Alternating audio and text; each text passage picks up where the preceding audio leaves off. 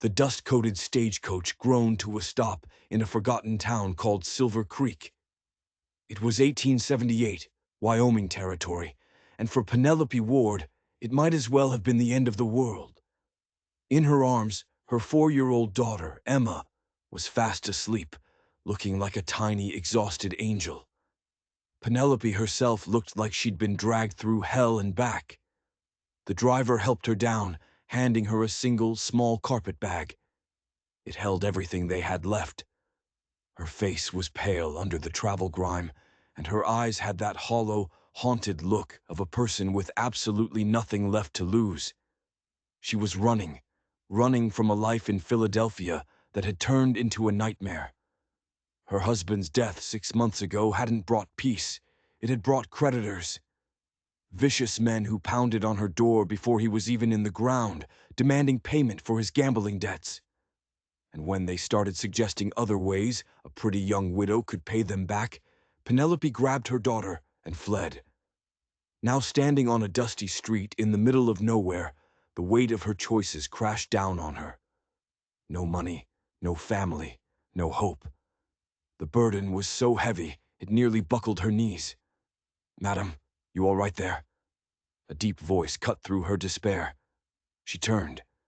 A tall man stood there, his eyes kind. He wasn't a gunslinger or a gambler. He wore the honest, dusty clothes of a working rancher. "Yes, thank you," she said, her old high society manners kicking in. "Just getting my bearings." He nodded, his gaze softening as he looked at the sleeping child in her arms. "Little one looks plumb tuckered out." "It's been a long journey," Penelope admitted. "Name's Keegan Walsh," he said, touching the brim of his hat. "I own the Cross Creek Ranch just outside of town." He looked at her, really looked at her, and seemed to understand more than she was saying. "Town's got a decent boarding house. I can show you the way." Penelope hesitated for just a second. She had learned the hard way not to trust strange men, but the desperation in her bones was stronger than her fear. She let him take her bag. As they walked, she could feel the eyes of the town on her. A woman, alone with a child. It was a story everyone thought they knew. "Mrs. Holloway runs a tight ship," Keegan said as they reached a neat 2-story building. "You'll be safe here." He set her bag down. "Thank you, Mr. Walsh," she said.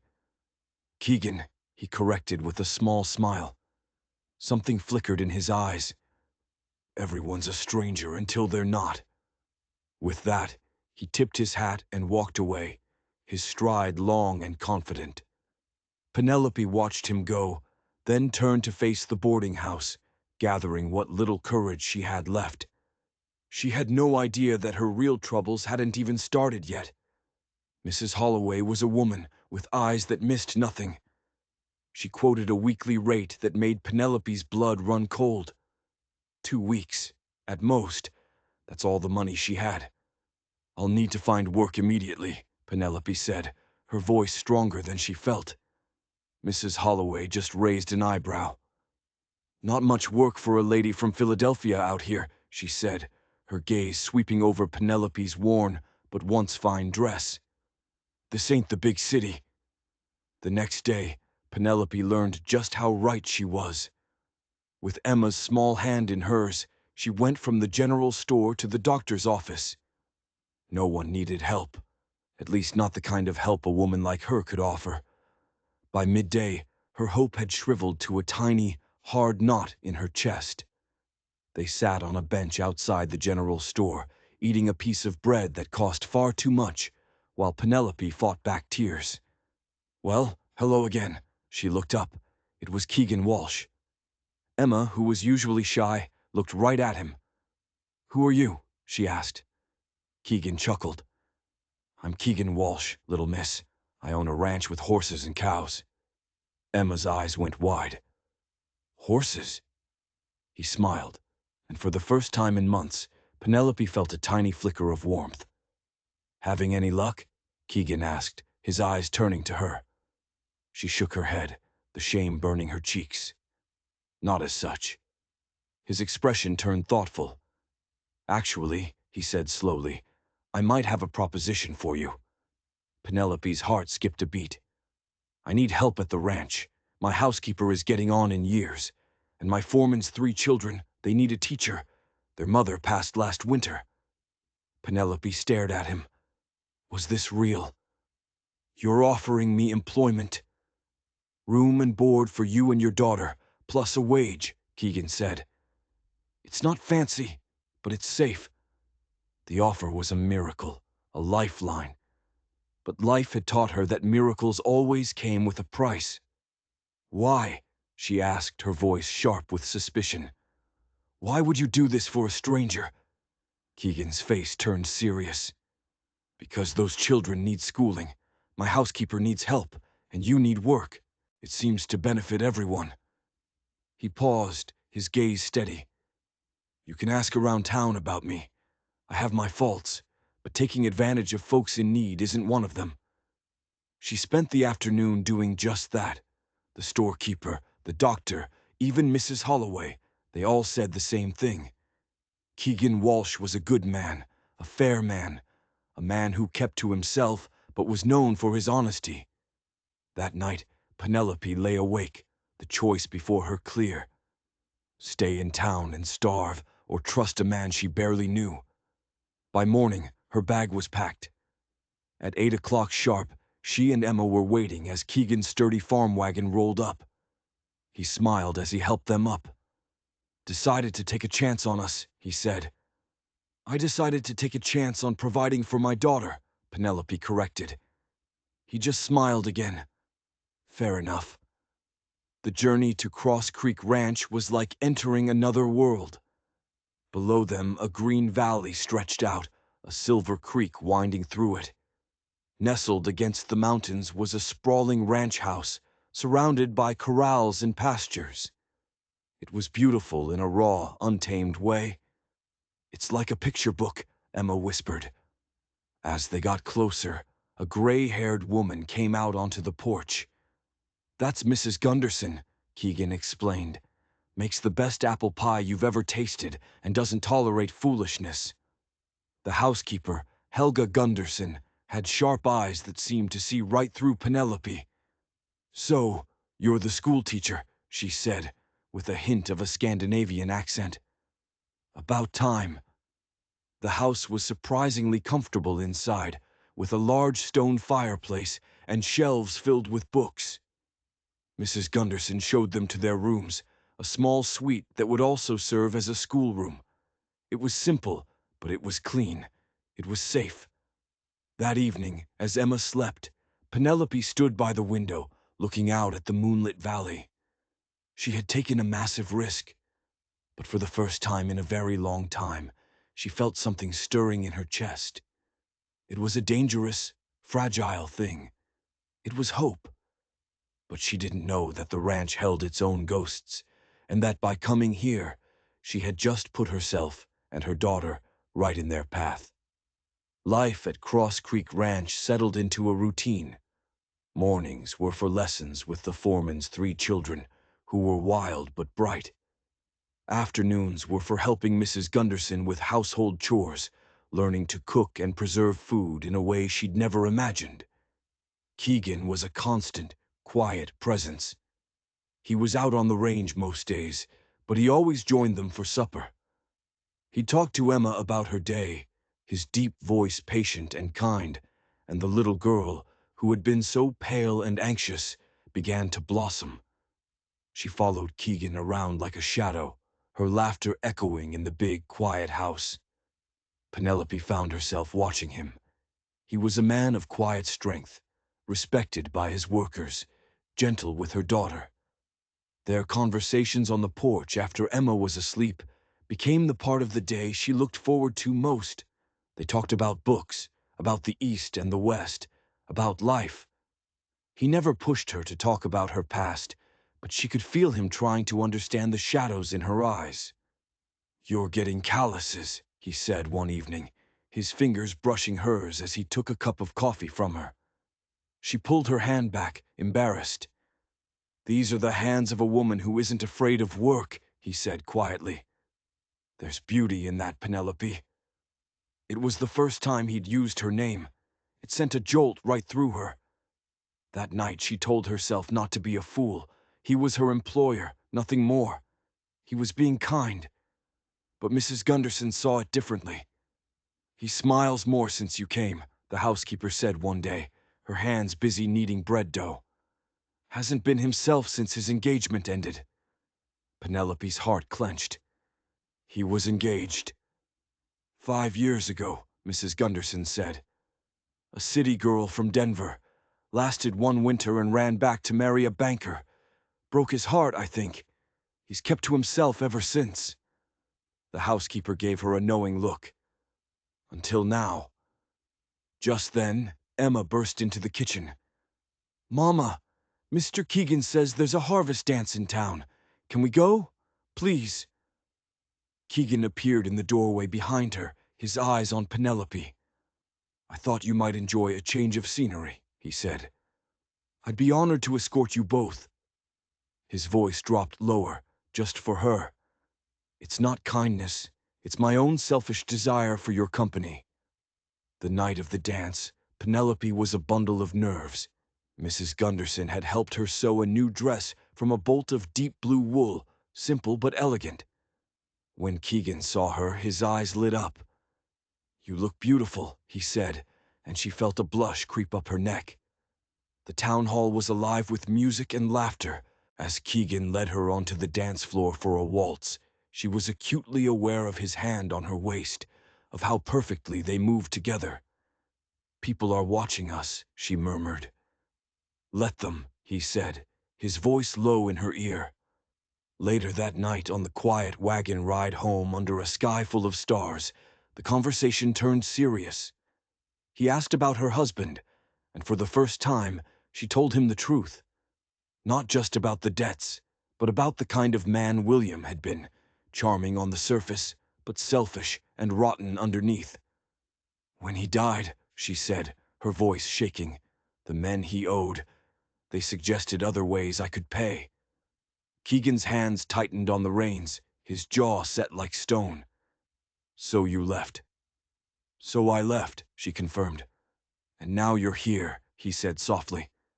"Here I am," she agreed. "Thanks to you." He shook his head. "The ranch needed you.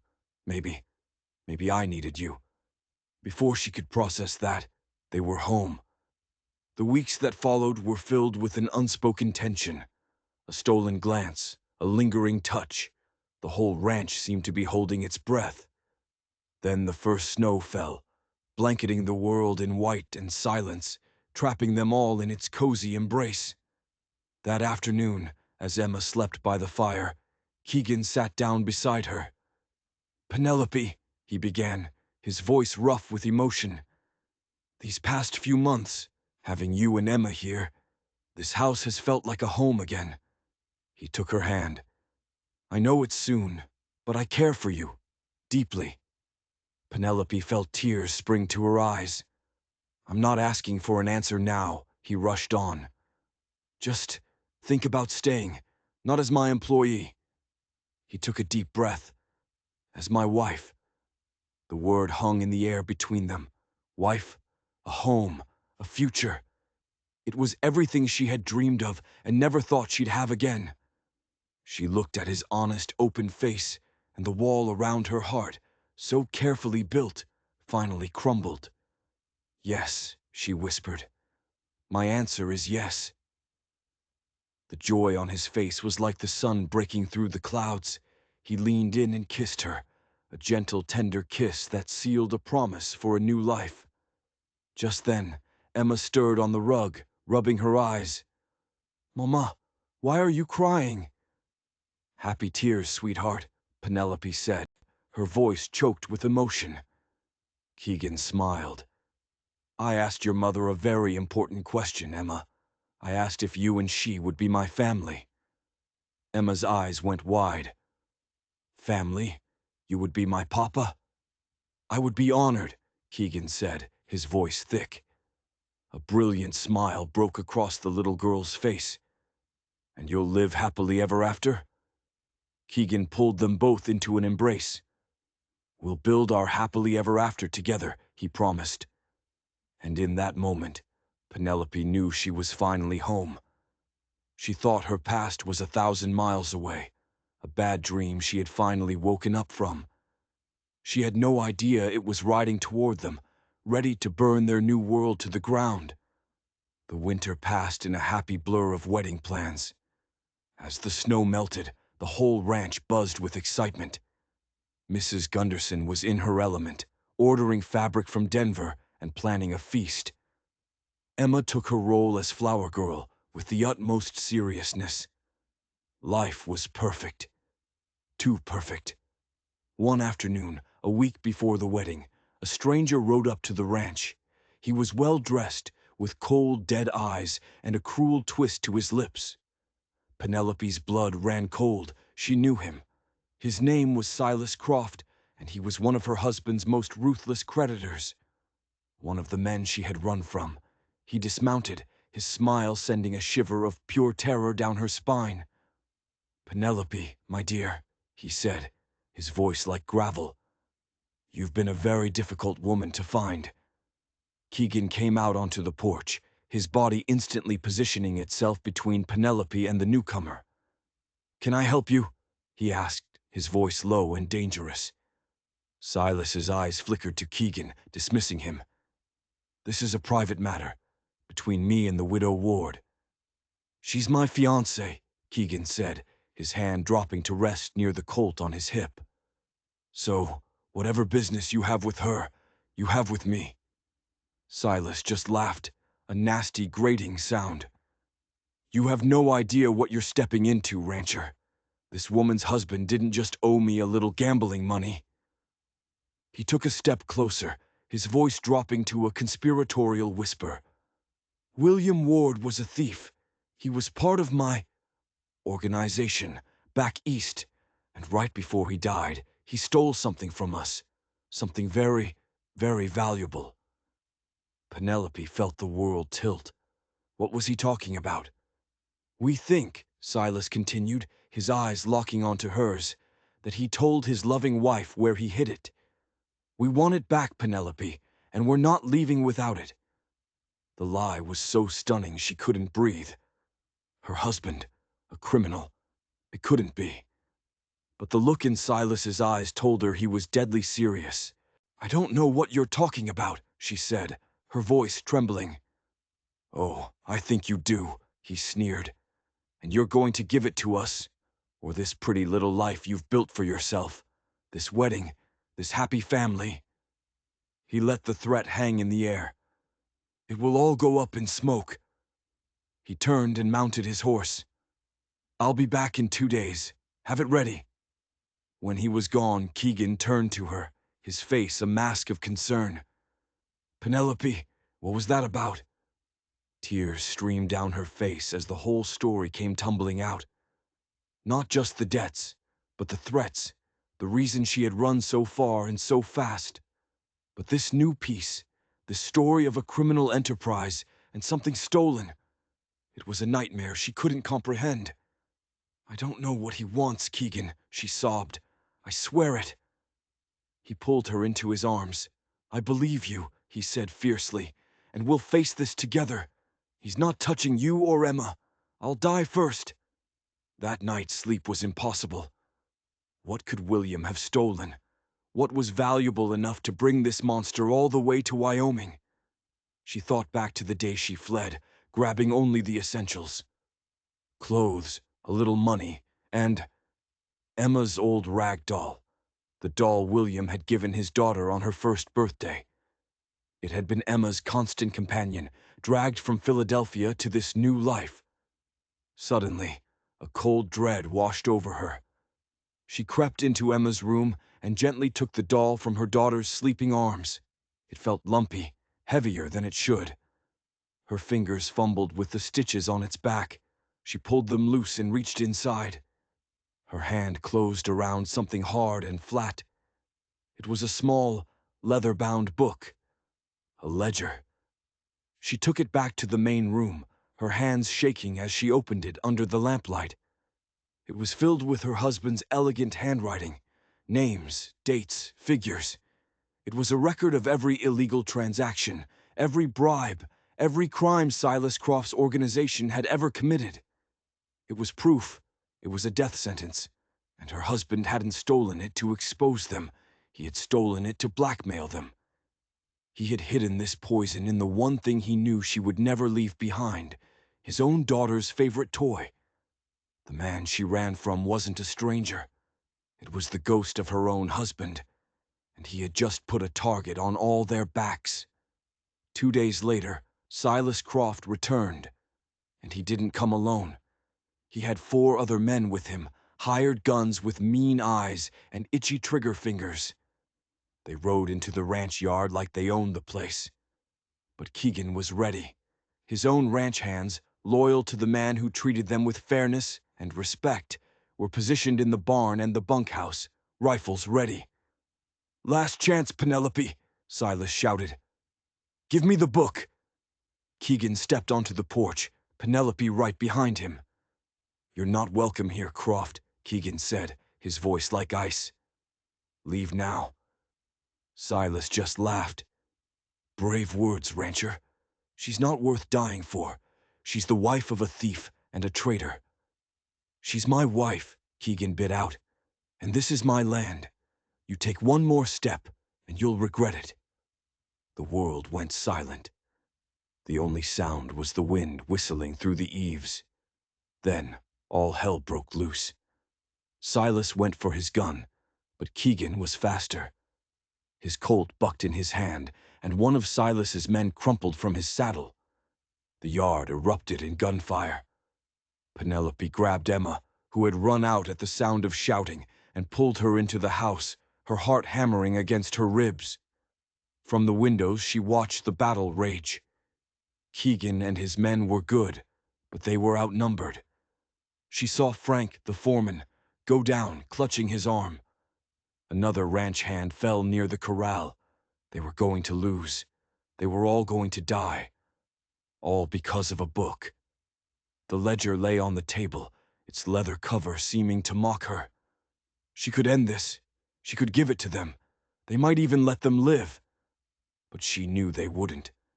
Men like Silas didn't leave witnesses. There was only one way. She had to destroy it. She snatched the book and ran to the big stone fireplace, where the embers of the morning fire still glowed. As her fingers closed around the ledger, ready to hurl it into the flames, she saw it. Tucked into a pocket on the inside cover was a folded piece of paper. It was a letter. From her husband. Her hands shook as she unfolded it. "My dearest Penelope," it began. "If you are reading this, then I am gone, and my worst fears have come to pass. I was a fool, blinded by greed. These men are monsters, and I have endangered you and our sweet Emma. This book is the only power I have left. Do not give it to them. It contains a name. A U.S. Marshal, Thaddeus Blackwood, in Cheyenne.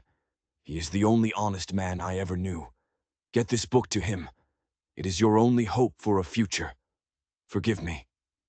William. A U.S. Marshal. Hope, sharp and painful, pierced through her terror. But Cheyenne was 2 days' ride away. They didn't have 2 hours. Then she saw Keegan go down. He was hit in the leg, struggling to get back up as one of Silas's men advanced on him, pistol raised. Time stopped. There was no choice.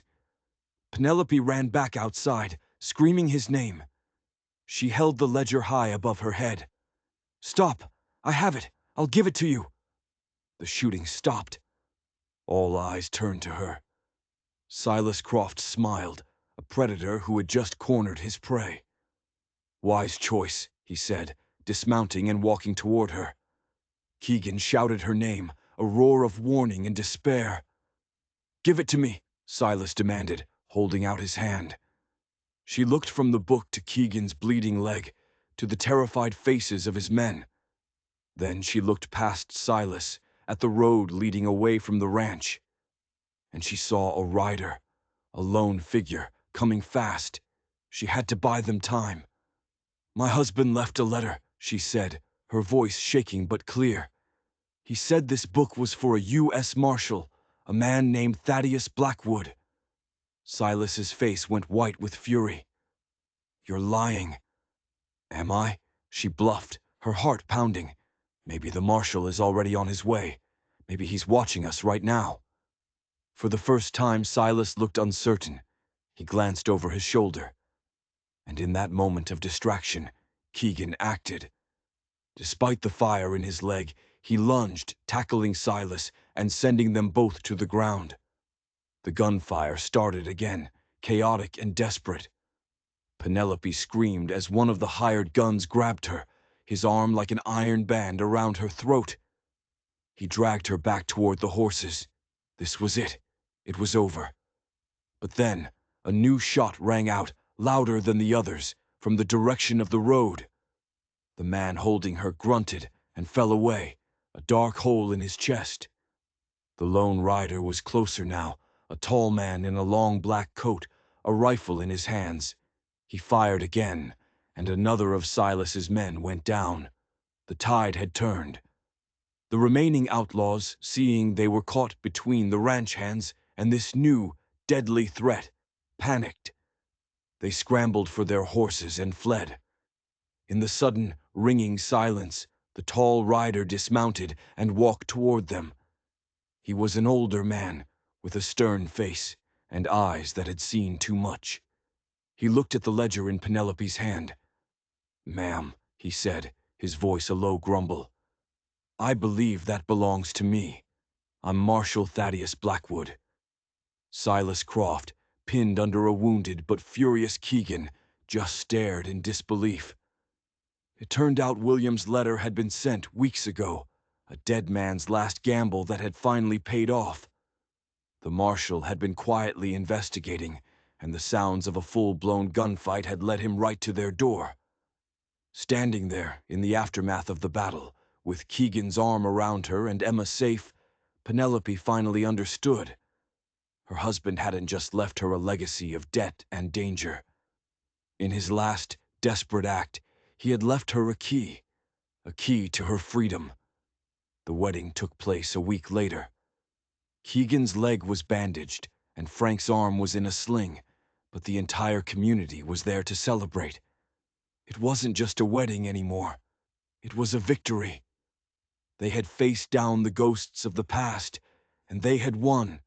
They had built their home not by running, but by standing their ground. 5 years later, the sound of children's laughter filled the valley at Cross Creek Ranch.